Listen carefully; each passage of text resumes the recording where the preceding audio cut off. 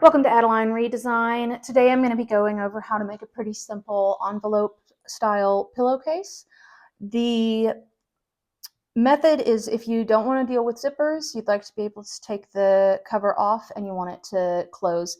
The envelope style is where on the back it overlaps. So we'll be able to take the pillow form out and wash it as needed.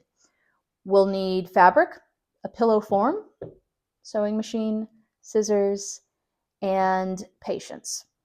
The pillow forms that I got from Austin Creative Reuse. The Creative Reuse Center is like a thrift store, but for crafts. And if there's a national registry of creative reuse centers that you can look up to see what's available in your area. Austin is the 10th largest city in the US right now, so that it is here doesn't mean that it is everywhere. They have great deals.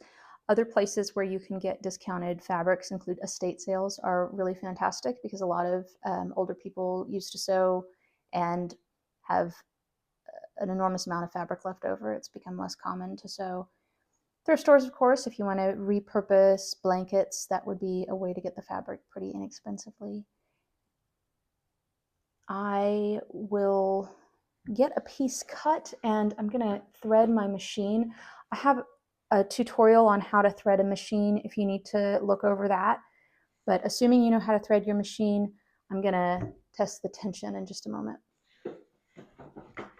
Now that I have my machine threaded with two colors that are very similar to the fabric that I've chosen, I am going to test the tension by sewing a piece of the fabric that I have cut off. I'm doing this in a straight line stitch, and the length I'm using is 2. The tension I'm starting with is number 3, and that's on the Singer Classic.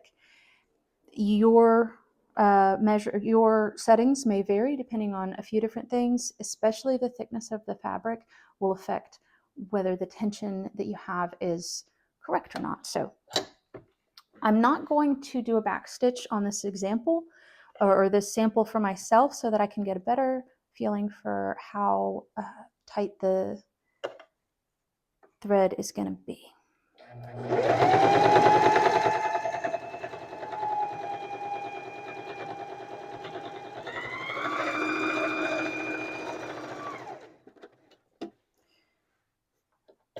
Lift the foot, pull length. I have a trim on this side. And then looking at the fabric from one side, looks pretty good. And trying to pull it apart at the seams is impossible. So I feel very good about where this is going to be. Perfect. The pillow forms that I have were shrink wrapped, so they will puff up a bit, but these are especially small pillows. Get some air into them so that I can get a better idea of how much space I want to allow them to have around the fabric. I'm going to go ahead and cut off the tags. Don't think I need them. For the fabric, I'll want the width. I'm going to fold it in half, and I want the width to be just right at an inch more than I need.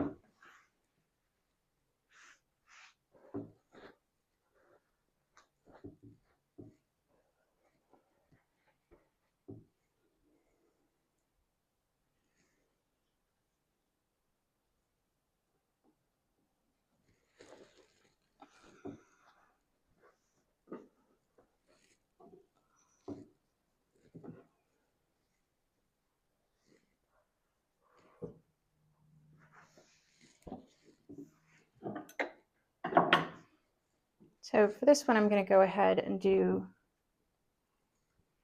I'm going to fold over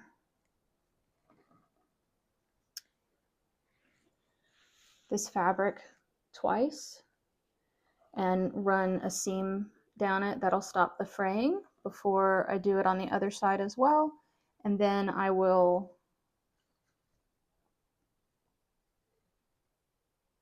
sew the sides.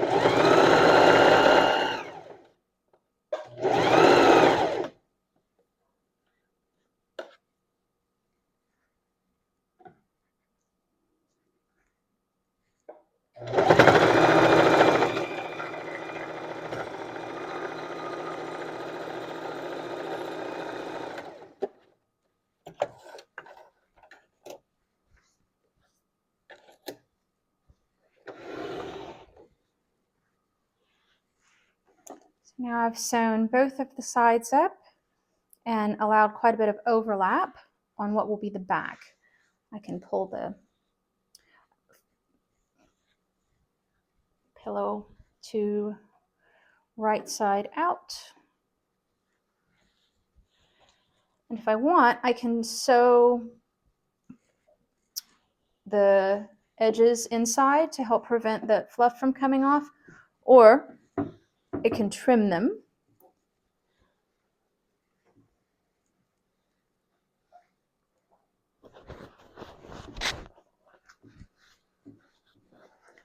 Give it a test drive.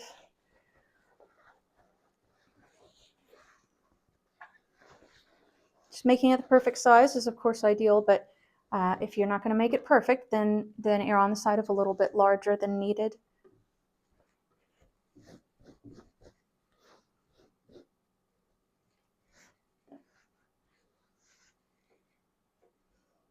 See, I think that is pretty darling. But what I would like to do is to do an edge around it to give it a more finished look. So I'll go back and I'm going to sew just around the edge on every side. It'll almost kind of look like piping. And the pillow's big enough that should be, or the case is big enough that shouldn't crowd out the pillow.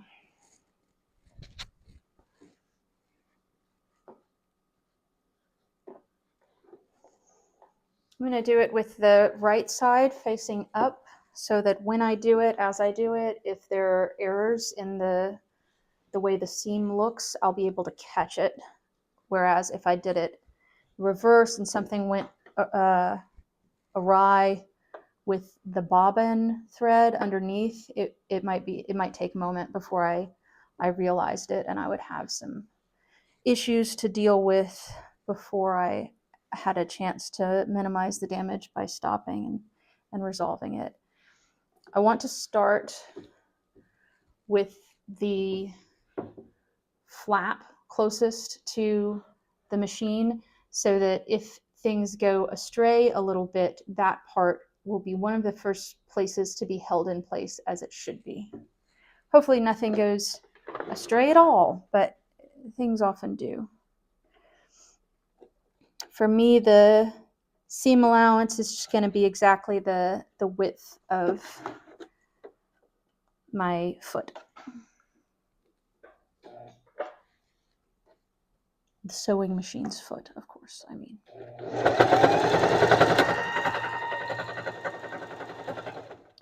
The place where there is the envelope, there's a really thick amount of fabric. So what I'll want to do there is go really slowly, and if it starts to feel a little catchy, then I might want to just do it by hand. It's got potential to break, which is okay. I have the ability to replace the needle.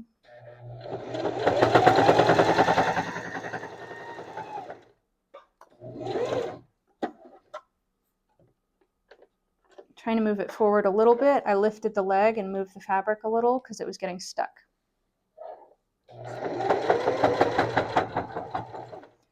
Ideally, you don't have to do that, but the world is not ideal, so that's what I'm doing.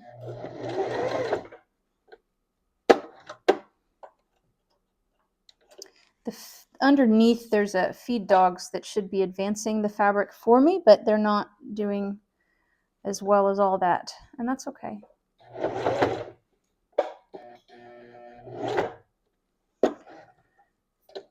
When I advance it, I want the needle to be up and out of the fabric so that I'm not putting undue tension on the needle.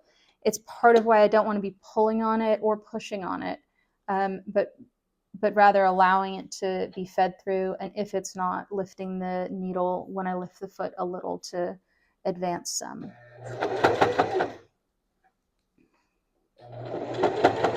And there we go. I am past the hard part.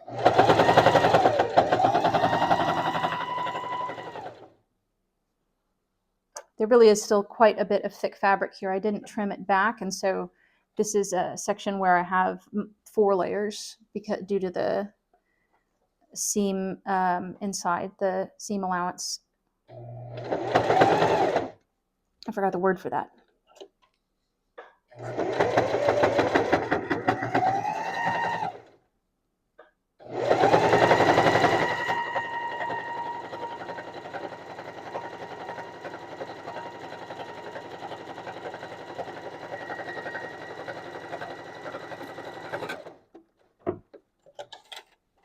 I could turn the corner and keep going, but because that was as difficult as it was, and on the back, I don't know if you can see, but I can tell where it got a little caught up in the back, which is part of why it was good that I had it going on the front. That doesn't show on the front as an issue. What I would like to do is turn this back inside out, and on the other side, where I have the extra fabric, to avoid it being as challenging as the first side was, I'm going to trim that back, and hopefully that will make going over that area on the reverse side much easier than it just was.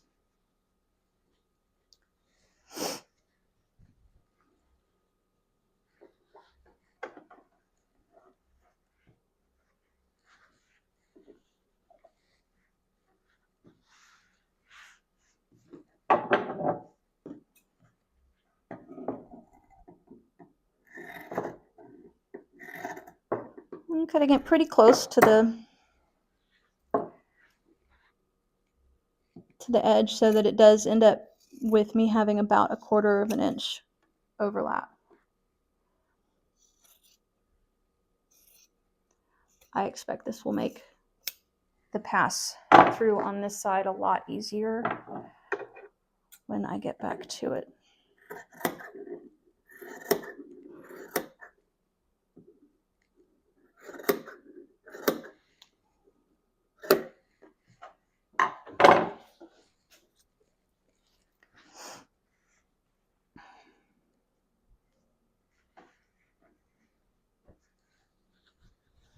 Turning it again so that it's right side out while I'm doing this decorative part of the sewing. The pillow is perfectly functional at this point. It does not need to have this part done, but it will give it a more finished appearance, a more professional look, and so that's why I want to do it.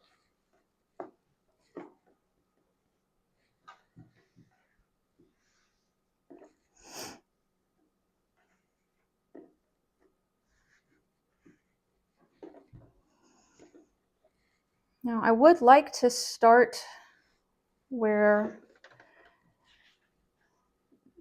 the shortest distance is to the envelope opening, so that if something goes askew, again, as in last time, then it will not go askew as quickly here at the edge. Part of the issue with that is that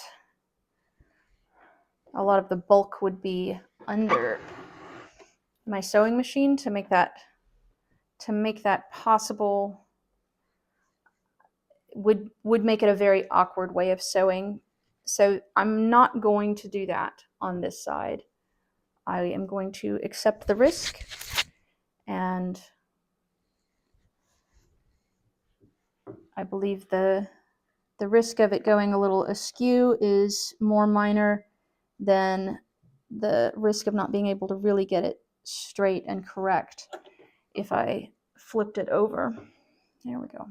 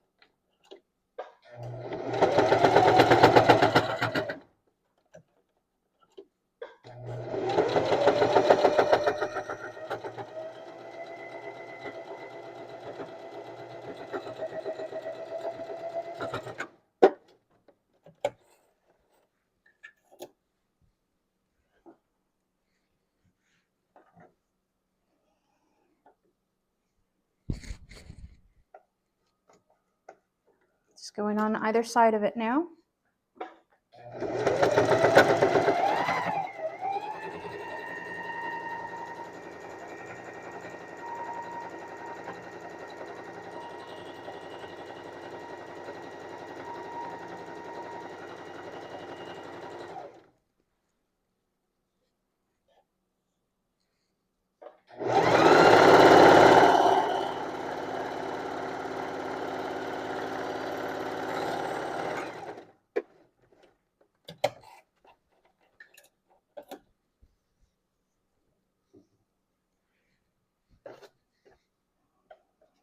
I think I could have easily done this with the length being at a 3 instead of a 2. It would have increased how quickly I could do it, but it would have weakened the seam a little. I think a weaker seam would have been perfectly fine on this.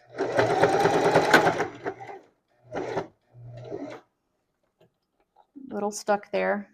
At the beginning is one of the easiest places to get stuck because the feed dogs will pull and the needle will push the fabric into the machine, and so it doesn't move forward. Instead, it'll start going inward. So be real careful when you start. And if that's happening, you just lift the foot and pull it out a little bit. It should be just fine. You also want to make sure that you're not pulling on the fabric or the thread with the foot up, because it can change the tension and cause real issues. So if the foot is up, don't mess with the tension. And when the foot is down, don't pull or push on the fabric in any direction. Gentle guidance will reduce the chance that you'll break a needle, because it's if you pull too hard, in addition to changing the tension, which can cause problems, you're also putting additional tension on the needle in that moment, and they don't bend forever.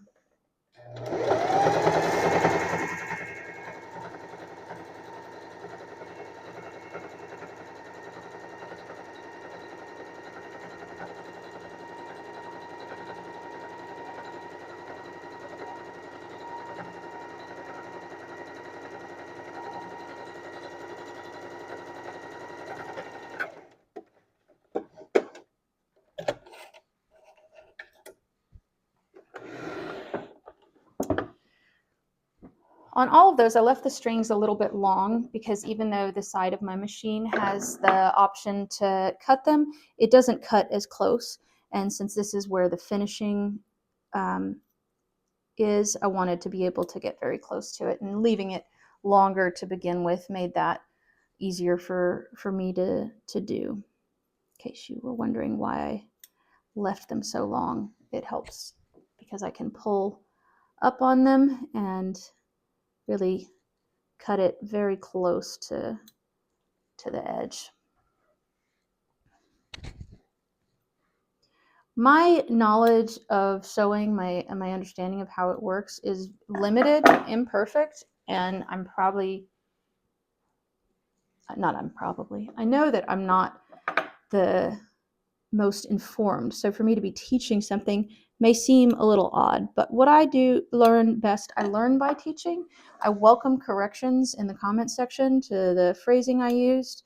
A lot of the years I spent sewing to begin with were by myself without YouTube, and the guidance that I had would be just like phone support from my mom or my grandma. And so a lot of the phrases or the terminology that I use is incorrect, and it was just kind of stuck with me from an early age. So please feel free to correct things I've done or things I've said, and please know that I will be grateful for the correction. Okay, so you can see this edge now. It looks a little more professional. The finish there looks very intentional, and this looks like a legitimate pillowcase, unlike the previous illegitimate pillowcase. No, it was always fine. Okay.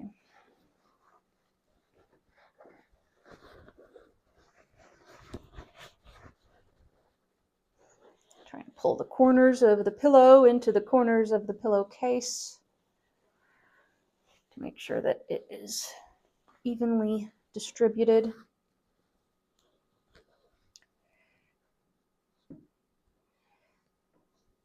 And there are maybe 1.5 inches of overlap here now, which is just fine. Ah, darling. And we have a pillow. Ta-da! These pillow forms are too small. So saith me. But now you know.